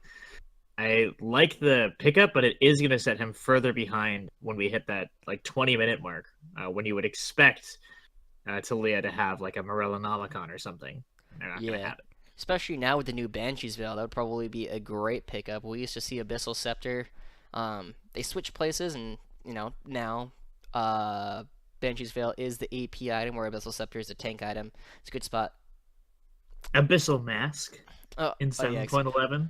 Yeah, we're on still 7.10, man. I can still use my outdated terminology, but all right. Oh, Dara misses the hook. That actually probably would have been a kill with Tussle right nearby. Bot lane hasn't backed yet. We just saw the gold amounts. Yutori is sitting on 3,700 gold. Zeros is sitting on 3,000. They're both gonna back and have a full item as soon as they back. And with this dragon coming up, both these ADCs are so weak. Tussle being sneaky. I like this. Unable to find the Q to connect. Oof. But I like hiding in the dragon pit. That was clever. Yeah, this bot lane is going to be so weak. If whichever team pulls the trigger and gets a successful 4-man off first is going to have such a big lead. Right now, the gold is dead even. And both the junglers are chilling in the bottom half of the map. But man, any aggression by either side into this bot lane would probably, could very easily determine how the rest of the game goes. Man, 40 CS. Yutori doing well. Yeah, especially at this stage of the game, you can see how both junglers are sort of adapting to this change. Yutori doing a really good job too of forcing Zerost into an awkward position. Oh, flash here we go. Out of Legato. House Rory is here, but that's gonna be it. Get the flash off of Yutori. That's a good trade overall, I have to say. Next time Rory comes down, it should be a kill onto them. But this CS lead coming out of Yutori over Zeros is giving them a gold lead. Yeah, and I definitely feel that maybe a bit of miscommunication there from Burning Core. You saw that Asteroid was on the way to the bottom lane, but was not even close to following up the Braum ultimate. So had they waited just a little bit longer before pulling the trigger, maybe they could have made something happen. Unfortunately, not going to be the case. At this point, as weird as it... at this point, as weird as it is, though, Rampage is right? Because they know that they have this huge CS lead, and they're forcing Zerost into this awkward position where he's in a disadvantaged lane. Dara has been landing hook after hook, right? And he can't back, or else he gets even further behind. So although it looks really, really weird, I like the choice from Rampage to keep the pressure in the bottom lane. I want to see them do something with it. Dive Zerost and Legato. I mean, it's a Braum. He doesn't have his flash anymore. He doesn't have his ultimate for a little while. I know your mid laner is behind, but a good Weaver's Wall associated with Tussle going down could, cement that lead into something huge. Zerost... look at that back. Just casually buy a Blade of the Rune King, boots, and 2 daggers. What? What? And Zerost is going to do the same thing. He's going to go back and probably have an entire Essence Reaver. Yeah. Yeah, there it is. just Japan things, That's awesome, though. Now both teams in the bottom lane have to be really careful because they've been playing around a certain power level, right? And that power level just got blown right open. And sometimes that sort of disparity can sort of mess you up for the first couple minutes. At this point, if Dara lands a good hook, someone's dead. Yeah. Whereas in the past, you chunk somebody down. Hollis is going in. Tussle's there. They're doing a lot. That's a lot of damage coming out. Dragon Rage comes in, and the easy RQ coming out from Tussle. And we're starting to see... that doesn't actually extend their gold lead almost at all. They've been sitting at the same point for the past 10 minutes or so after all the early kills. This turret will, though. Yeah, First turret of the game looks like it's going to go over. Well played by RPG and well played by Ramune and Tussle. Ramune definitely baited out Hollis, knowing that Hollis is an aggressive player and he's got this advantage with the Morellonomicon spike, but unable to convert it.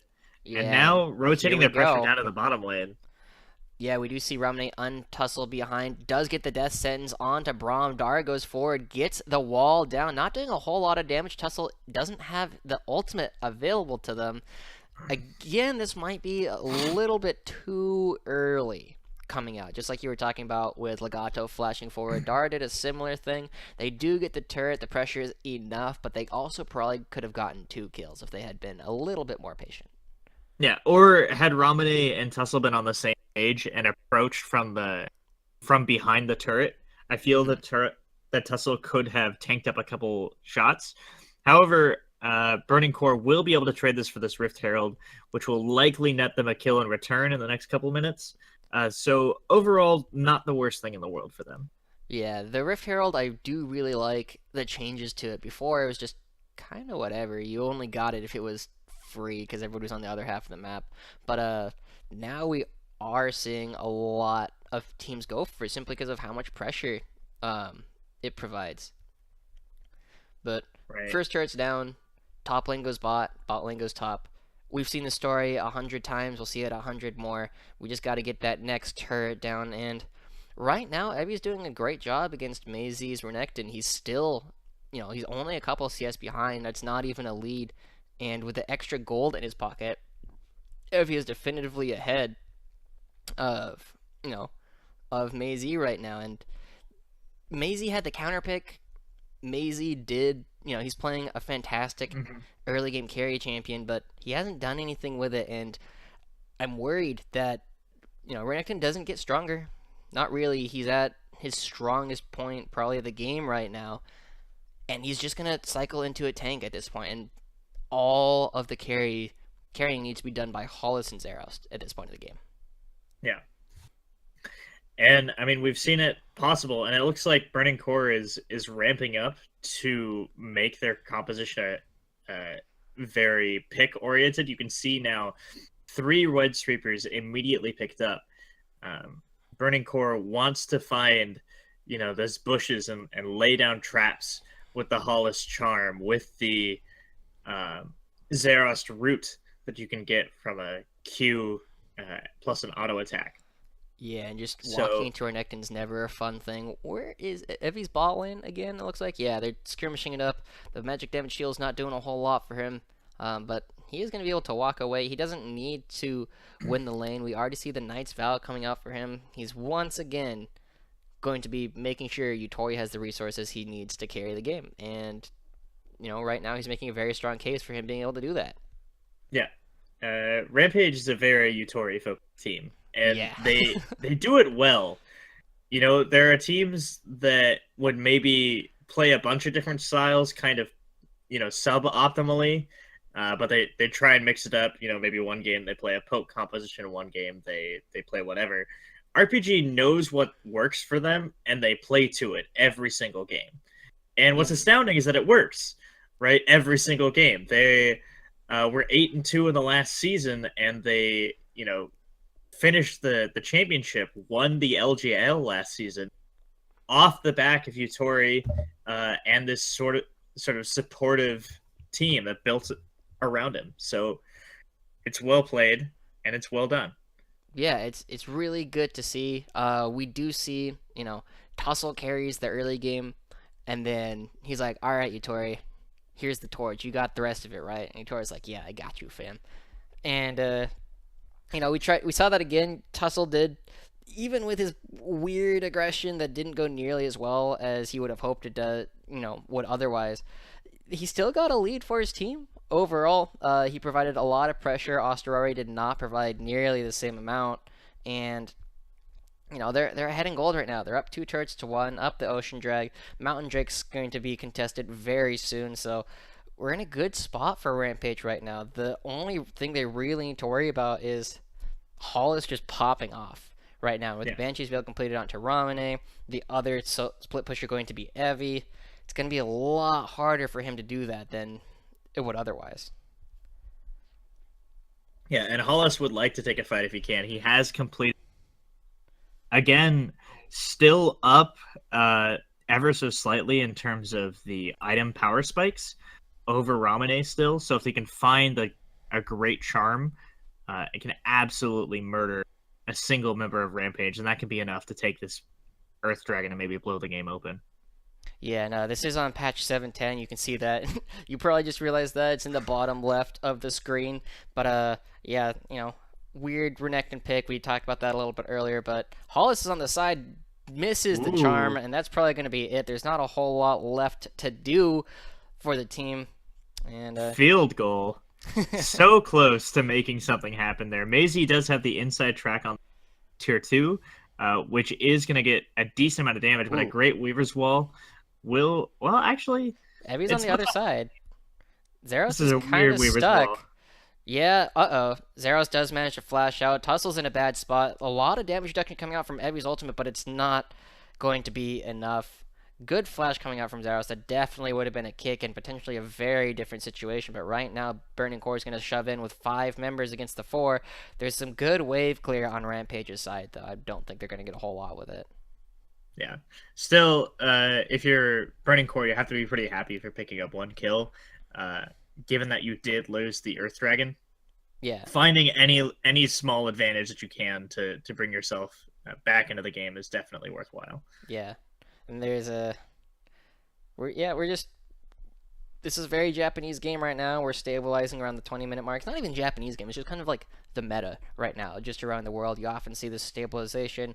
One team's got a couple small advantages, but both teams are smart enough to play safe enough that there's not a whole lot, to really do until we start getting into these 3rd, 4th dragons, the Baron, the Elder Dragon. And, right now we're just going to see the teams stagnate for a little bit, and Rampage is in a much better position for that to happen than Burning Core is. Absolutely. And we see now Rampage, as they come back out of the rift, some new items picked up for them. The Phantom Dancer for Utorimi. This is an interesting change that I want to talk about a little bit. Previously, we saw Varus being a great user of the Runen's Hurricane because he really liked having the extra Blight Strack damage. But now, with the changes to Runen's Hurricane, it's not as strong as an AoE sort of item. And so Varus is just going to be happy to keep himself alive with the Phantom Dancer passive and focus on a single target instead of 3. Yeah, and that's all he needs to do this game. He just needs to live through the Renekton, through the Ahri, and there's, he doesn't need to do damage to everyone. He just needs to stay alive. Yeah. If he stays alive, he will probably out damage most of Burning. Yeah, absolutely. So far Zeroth Xayah has not been that impactful, and so I think it's a safe bet from Rampage to just say, okay, we're just gonna again throw all our bags in the Utori basket and see how it pans out. Do you think Xayah, Zero's Xayah this series has been less impactful because of the player matchup, or do you think it's just they're not taking the fights when and where they want to? Because they haven't really fought a whole lot in the jungle corridors where Xayah thrives. Yeah, I think it's more option 2 than option. Zeros has been playing fine. He had the great flash ultimate earlier that we saw that allowed them to pick up a kill on Tussle. But they just haven't been able to find the engages. And, Tussle goes in, gets the kick onto, Hollis. That's an easy pickup for Utori as well. They're trying to get a little bit more. Death Sentence not quite doing enough, but the Flay is, and that's another kill. And that's going to leave the Baron wide open. Both the mid laner and the jungler dead. Tussle and the rest of the team are going to go straight to the Baron. That should be pretty easy. We're going to have to see a TP coming out from Maisie, but Evie's making sure he can't do that, and I don't think they're going to be able to do a lot. Oh, hook lands. Yeah. Forces the ultimate. And right now we're not, we saw. Oh man, that is aggressive. Tussle goes over, trying to get a little bit more onto Burning Core, but not doing it right now. And yeah, Burning Core, I'm not super thrilled with their play this series. Yeah, Rampage should probably be the best team in the league. This was like such a clutch engage from Tussle. Like he just had seconds to make that play happen. Yeah. Before he was in a bad position, but able to find it. And then one thing that's interesting here, Ramune does not cancel the Weaver's Wall, so Tussle has to flash over for the Q in order to secure that kill. Maybe a bit of an oversight. Still works out for Rampage in the end. Very happy to pick up that Baron as well as the top turret. But I'm Talia. I am helping. Yeah. Did you see that recent animation coming out with the Jarvan Yasuo thing? I'm pretty sure I sent it to you a while back, but it's just the Jarvan sitting there picking his nose while Yasuo takes turret shots. Yeah. Same thing, really, right? Yeah. But same thing. Yeah.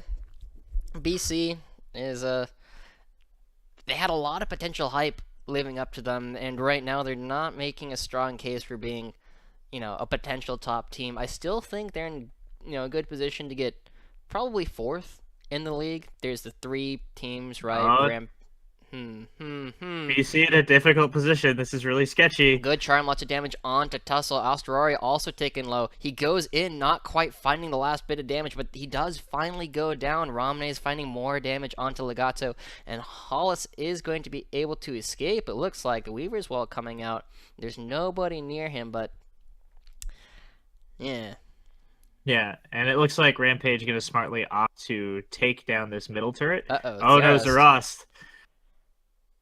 Good flash. Has the ultimate as well. Wasn't sure if Dara was going to hit the thresh hook or not, so opts to play it safe.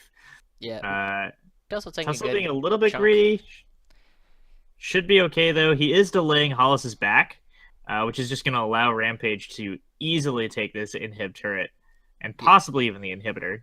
Yeah, this is awkward for Rampage. They are, at best, going to be fighting a 4v5, unless they manage to back out. Osterauer is looking for something with no explosive cask and no other engage tools available to them outside of a Glacial Fissure.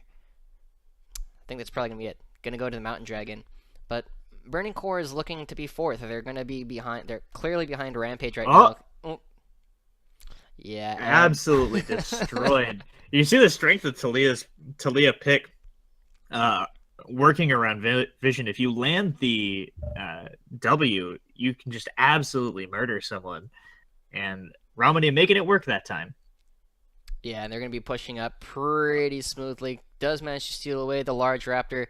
And Maisie and Hollis, we talked so much about them earlier. They are the 2 potential carries that Japan needed to really move around and really, change the way that they play the game. But they never played against players of this caliber in the Challenger Series. Evie and Ramune, Evie's quite possibly the best top laner. He's definitely got a good argument for it. Ramune is not even the best mid laner in the league. This is a league with Saros in it. Right. Yeah. And I want to talk about Dara, though, because Dara has been making plays. She's really been the catalyst for the squad over the course of this series. Rampage gonna go ahead and back off. Not feeling too confident. They know that they have the inhibitor down in the middle lane, so they can either do a back cycle and be safe, or just push the top lane when the mid lane gets shoved in. Looks like they're gonna pick for the back cycle. Yeah, and it's a good spot to do it. We do start to see a lot of item breakpoints coming out once again. We have the Leandres, Ludens, and the Banshee's Veil on Ramune, so he's doing good damage. Infinity Edge coming out from Yutori earlier, as opposed to the Quicksilver, which he opted for last time. He's not going to have the defense against the Charm this time around, but he's got so much protection in Dara and Tussle and Evie that he's fine to build a lot of damage, and he's actually not that far ahead in CS anymore, which is not something we normally see from Yutori. Yutori's CS leads normally only grow, and he had so many 100 CS leads last season that it's actually really impressive to me that Zerost is not allowing that lead to grow. It's just the same as it's always been. Yeah. To be fair, Zerust is playing perhaps one of the greatest farming AD carries ever made in Xayah. Very, very easy to clear a whole wave using her rending E. Another death sentence coming out. Good taunt going on to Aurora. There's a blown up jungler. Tussel's not even going to get close. Hall is forced to flash the wall instead of use last part of his ultimate. And here we see Rampage coming in. There's just slight missteps. Maisie's Renekton has done nothing this game. Yeah, Rampage really, really playing to their strengths quite well. You see it time and time again. They just punish the smallest of the snakes so hard from Burning Core, and that's going to be the second inhibitor falling here. Yeah. Ramne is going forward, getting a lot of damage onto Hollis. The damage reduction coming out is going to do a lot. Maisie is trapped in the middle of the enemy team, and there's a taunt onto two members. There goes Renekton. There goes... No, Braum's not quite dead yet. He's only got a little bit left, but Ramne does end up falling. A 2-for-1 and an inhibitor coming out, and this is probably going to be just about the end for Rampage in this game. They're up 10,000 gold, the largest gold lead we've seen all game by a large margin. 3 dragons. Baron's coming up again in 50 seconds. There's 2 inhibitors down. There's not a lot left. Everything that you want. Everything you want. You know, I'll take a 3rd inhibitor anytime, right? But, sure. Yeah, like you're saying, Dar's Thresh is doing a fantastic job, you know, landing all the death sentences he needs to, providing the safety for the rest of his team. And there's just, right now, the only criticism we can really have of Rampage, other than Tussle doing weird things at the beginning of the game, is just they're slightly slow on a lot of the calls that they make. They are only super willing to do it. You know, even with such a strong team composition, you know, we're not seeing Utori throwing out the corrupting chains as an engaged like immediately. Tool. Yeah. Right? Yeah. They could take a moment, wait for Burning Core to make a play, to play aggressive, to catch out Aurora. I've been pretty satisfied with Ramane's Weaver's Walls, though. It's been putting in work. Been good. Doing work on that champion. RPG now, with 2 inhibitors down, look to take down the 3rd with this siege. They do not have the Baron buff, so there's a slimmer of hope. And if Burning Core can get a single charm, that's all they need. Charm on Utori should be the game. But look at that Weaver's Wall. Once again, cutting off the defense from Burning Core. It's going to be much harder to hold on to this inhibitor. Fortunately, they get the wave cleared down before. Look at all the minions. Yeah. We're going to backdoor them. We're going to go through the base gates. And right now, there's not a whole lot. They still have all their ultimates available, but like you said, it's just a Charm or Maisie going in and doing something super aggressive. They're slowly getting poked out, and with the Mountain Drake and the Ocean Drake, they're just going to slowly take this. And, you know, Burning Core has to make a move, but with Maisie being forced off to the other side of the map, there's going to be the 3rd inhibitor going down pretty soon. Yeah, they needed to fight there. Oops. Ooh, Corrupting Chains does miss maybe another avenue of movement for Burning Core, but they've lost an inhibitor turret, or a Nexus turret, excuse me, and the hook goes wide, but they have to make something happen right now. Ramane's in a bad spot. Explosive Cast does knock him back into the team, but the ultimate coming out of Evi is going to give so much damage reduction to that target. We do finally see Maisie going down, and Tussle finds Hollis on the backside, but there's not a whole lot left. Flay across the entire team, and this should be the end of the game. As they go in, they find Zeros, they find Maisie, they find Legato, and the only person left alive was Aurora. It looked like a good engage, but it is going to be the 2-0 going over to Rampage, solidifying their spot right now at the top of the league. Yeah, clean and collected gameplay from Rampage going into game 2. They, you know, level 1, level 2 was a bit of a struggle, but they brought it back. You know, they came to their game plan. They said, okay, we're going to enable Utori as much as we can, and they just executed beautifully. Great ganks from Tussle to mitigate Hollis's impact in the middle lane, I think was especially clutch. Yeah, 100%. And Rampage looked very clean throughout the entire series. You know, they played a little bit slower than we often see a lot of other teams. They could have done a couple things to make Burning Core make more mistakes and get caught out. But, you know, they won very cleanly. There was good play off of Ramne. Not the confidence we wanted to see from him in the second game, but very good in the first game. And they were willing to wait for Yutori to carry them. And that's, like you said, that is what Rampage does. That is what Rampage will continue to do. And Burning Core is not living up to the hype we wanted. Yeah, I think Burning Core going forward really needs to find decisiveness in their shot calling.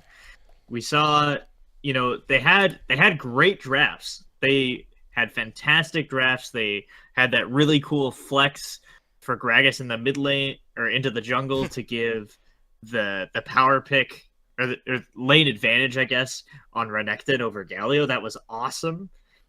They also, seemed very comfortable playing around the Ahri, but they just weren't able to execute. Yeah. They weren't able to. Perhaps having another champion besides Hollis to have like a really clear, decisive go button, something like a Malzahar support or something. While it's still around in 7.10, or Zach. or a Zach, right? If Zach wasn't banned every game, something that very clearly says, "Okay, we're fighting now." I think that would really help Burning Core as they progress throughout the split. Yeah. We do see Zeros and Yutori hugging there, two of the stronger players in Japanese League of Legends, but Rampage is looking good. Burning Core, again, looking to be fourth in the league. They are going to be, they're going to change things up a little bit as they go, because we're used to seeing Japan, up until Spring Split, was a two-team league. Now they had 3 in Spring with Unsold Stuff, and now Burning Core can make an argument to be the fourth, but with that kind of performance, we're not going to be able to see it. Yeah. All right, Josh. Who's your player of the match, since we're supposed to vote? Man, that's tough. There is some great plays. I know MVP of Game 2 was definitively Dara. Yes, Definitively Dara. Hitting all the hooks, hitting some great plays, creating so many opportunities for his team. But Evie basically single-handedly won the team Game 1 with the explosive cask. So I'm going to have to go with, I think overall, I'm going to have to go with Evie, because he had the great explosive cask with the 4-man, catching Hollis out. He did not lose the strong counter pick. It was 7-10 Renekton. Any other patch, I would have said it's an even stronger counter pick, but it was still a good counter pick. He still went even in that lane against Mei-Z's Renekton, which is always very scary to watch. And he created some great opportunities. He wasn't as loud of a carry in Game 2 than he was in Game 1, but his ultimates were great. His grand entrance providing so much damage reduction on the entire team, and we saw it in the last fight as well, saving Ramane's life. But it's still close. Definitely Evie and then Dara.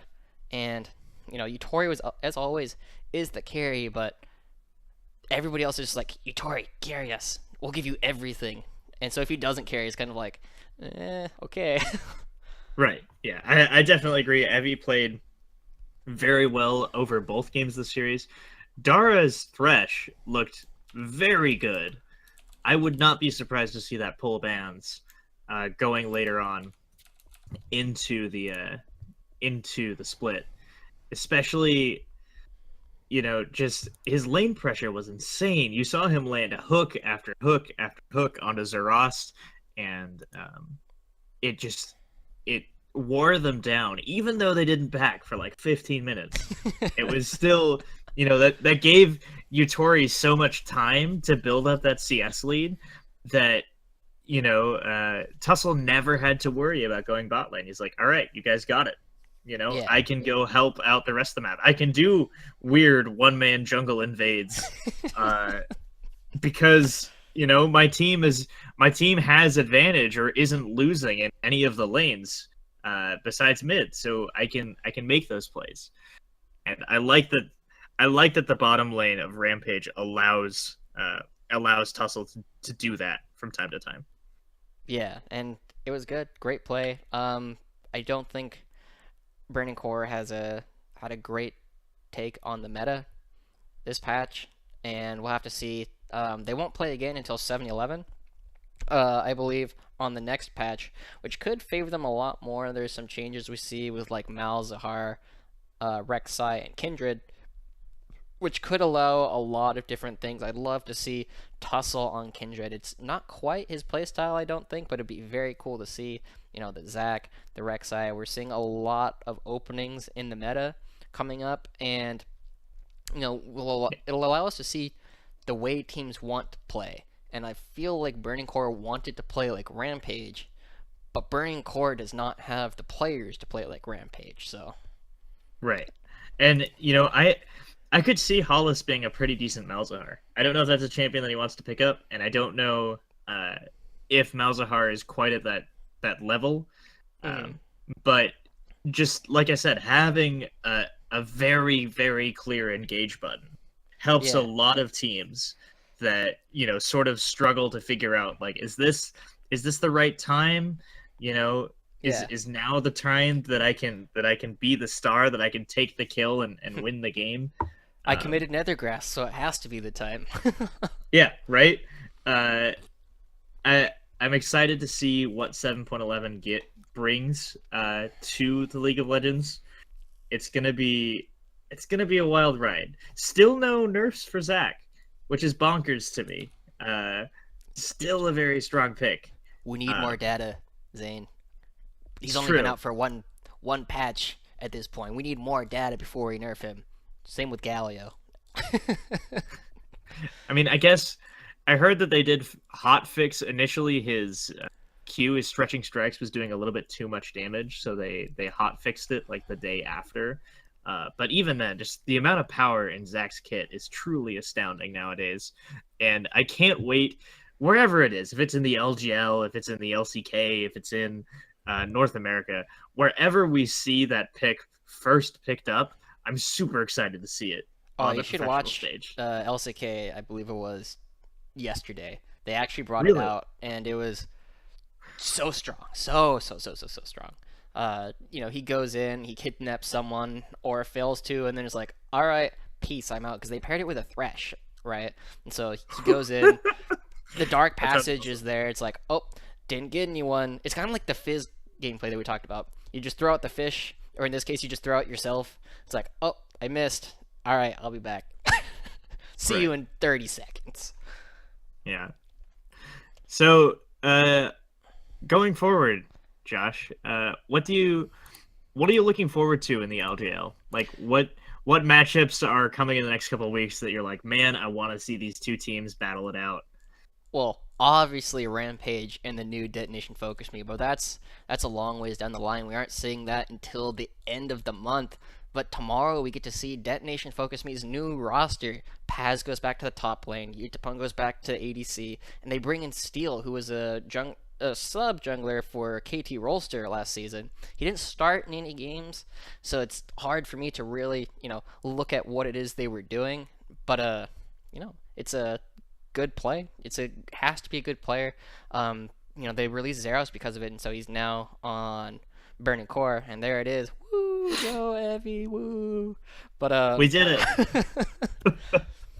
It was our recommendation, clearly, that gave Evie the top lane player of the match. But yeah, Detonation Focus Me is going to be really cool to watch to see how it is they do. I think they'll either be the third best team or the best team in the league by a considerable margin. So, we'll get to see them play against 7th Heaven tomorrow. And 7th Heaven has not had a strong showing in LJL for a while, but still, we'll get to see how they play around, get to see a little bit of Steel's play style, as well as some of the throwbacks with our other players. But yeah, it is 6 in the morning. I am really tired. I want to go to bed. I still have work in a couple of hours, so... Same. Any last words? Pleasure casting with you, Josh, as always. Unfortunately, we're not going to be able to read this.